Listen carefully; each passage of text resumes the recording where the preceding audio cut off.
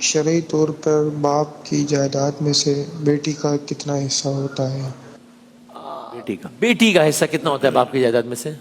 دیکھیں دو چیزیں ہیں، ایک تو یہ کہ زندگی میں والد صاحب بانٹنا چاہتے ہیں بچوں کے درمیان،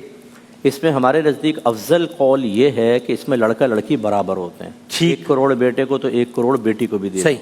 اور مفضول صورت، اس سے کم صورت یہ ہے جیسے وراثت میں کہ لڑکے کے 2 حصے اور لڑکی کا 1 حصہ ہے، یہ تو زندگی کے اندر ہے۔ لیکن باپ اس میں کمی بیشی بھی کر سکتا ہے کہ بیٹے کو زیادہ دے دے بیٹی کو کم، بیٹی کو زیادہ دے دے بیٹے کو کم، ہو سکتا ہے صحیح۔ لیکن بعد وفات پھر ہمارا اختیار ختم ہو جاتا ہے، پھر قرآن ہے للذکر مثل حظ الانثیین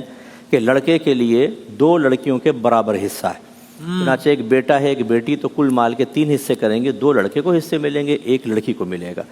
بعض اوقات بچیاں اس پہ اعتراض کرتی ہیں کہ بھی مرد تو مرد ہے، اس کو زیادہ دے دیا ہم نے کم۔ اس کی وجہ یہ ہے کہ عورتوں کی کفالت مردوں کے سپرد کی گئی ہے، اچھا وہ چاہے ماں کی شکل میں ہو، بیوی کی ہو، بیٹی کی ہو، بہن کی ہو، اس وجہ سے مرد کے لیے زیادہ رکھا اور اس کو احساس دلایا کہ ان بچوں کو اگر ہم کم دے رہے ہیں تو یہ بچیوں کا ٹوٹل ان کا ہے،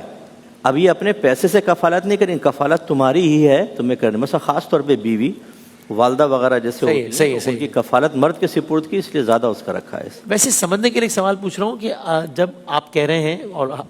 قرآن و حدیث سے بتا رہے ظاہر ہے کہ وفات کے بعد تو پھر فارمولہ ظاہر ہے انسان کا اختیار ختم ہے اور اس فارمولے کے تحت مرد کو ڈبل ملتا ہے عورت سے، تو وفات سے پہلے جب انسان وصیت کرتا ہے اسے اپنا اختیار ہے جتنا چاہے، تب آپ پھر کیوں یہ ریکمینڈ کر رہے ہیں کہ ایکول دیا جائے؟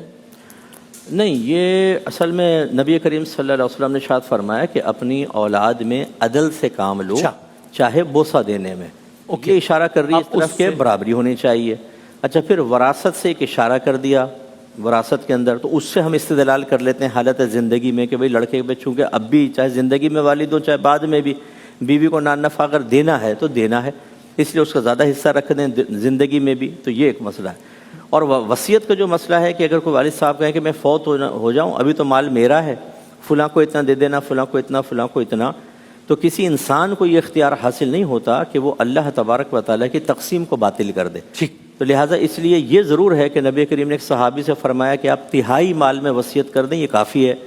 تو اگر کوئی مالی وصیت کرتا ہے تو 1/3 میں اس کی وصیت جاری ہوگی، باقی 2 کے اندر وہی حکم ہوگا جو اللہ تبارک و تعالیٰ نے